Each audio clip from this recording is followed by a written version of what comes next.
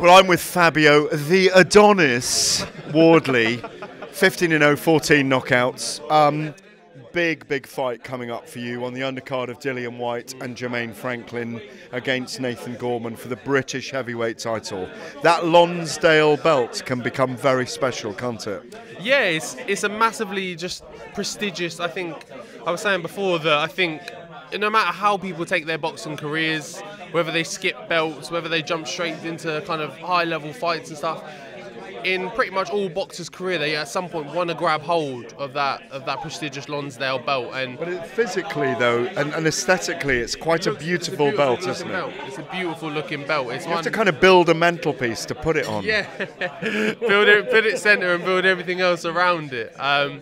Yeah, so that's why it's a massive reason for me to just want to get hold of it. It's beautiful to look at, to hold, and just kind of the way I feel like it's going to wrap around my shoulder when I have it on the night. It's going to be great.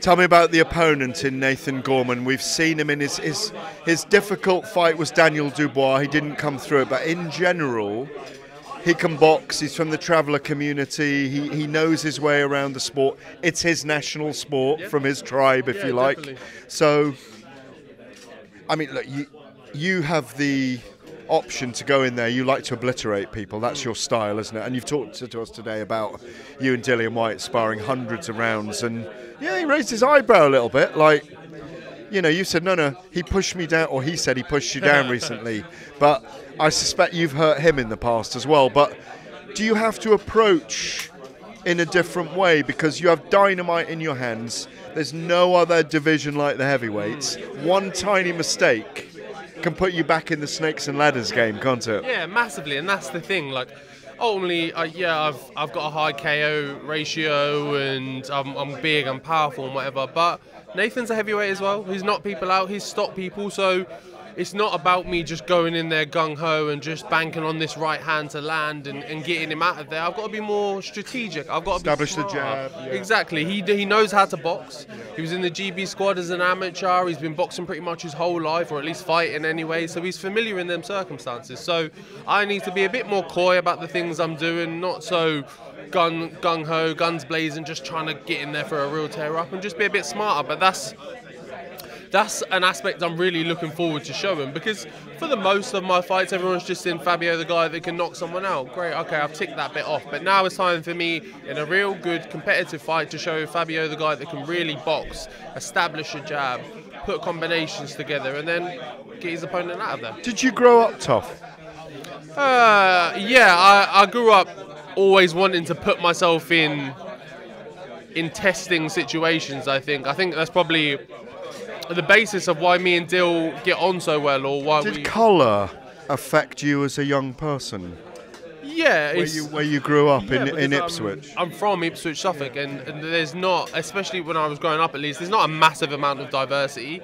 I remember being in primary school when I was one of 3 children of colour, and my best friend was another one of colour, and then there was one else.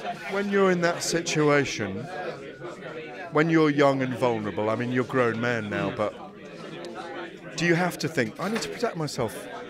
Yeah, of course. There was, even in primary school as kids, because kids get themselves in situations, or they say things and do things to you, and it's a bit, always growing up as a kid, there's always them elements of bullying environments, or trying to, and you have to establish yourself and hold your own.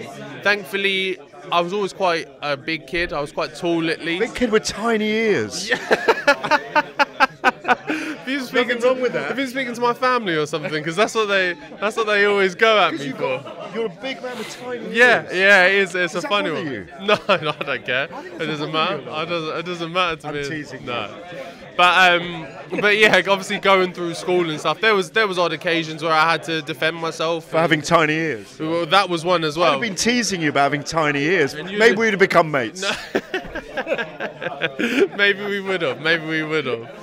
But there was obviously situations like that in school that I had to stand up for myself and establish myself that I wasn't a pushover, that you couldn't just get away with saying certain things to me and doing certain things to me. But I think that was all part of growing up. I didn't take too much from it at all, and for the most part, I got through unscathed. Do you feel like, what I'm trying to get to with these questions is, boxing was eventually a calling, wasn't it? Yeah, it was. I'd always involved. I'll tell you what it was about boxing. It was always the the solo. It was always the me versus me competition was always my favourite thing to really push myself on. That's what boxing is. I played football as a kid. It's a team sport, or I played a lot of team sports in general. And if something goes wrong, you can always point to someone else. There's always someone else on that pitch, on that field. You can go, nah, it was your fault because of this, however long ago. Whereas with boxing, it's just me. If it goes wrong, it's my fault. But if I win, it's all mine as well.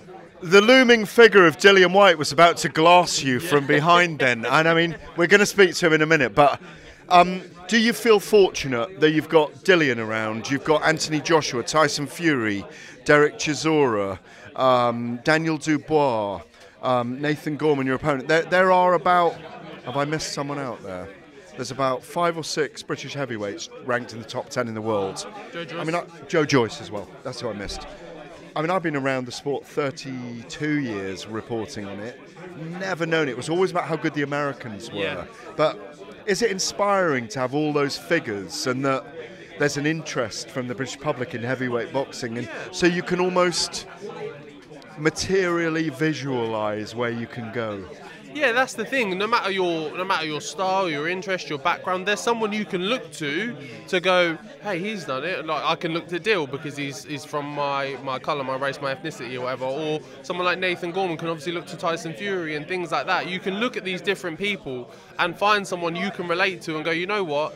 He's done it coming from a similar background to me. I can definitely do that. And for a long period of time, especially not just the heavyweight scene, but boxing as a whole in the UK was quite quiet. It wasn't this. We survived on Joe Calzaghe and Ricky Hatton, then on Carl Froch.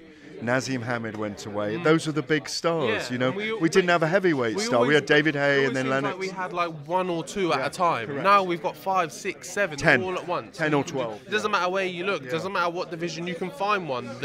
He's doing this. He's doing this. So it's probably the best time ever for UK boxing, and I'm just happy to have my part in it.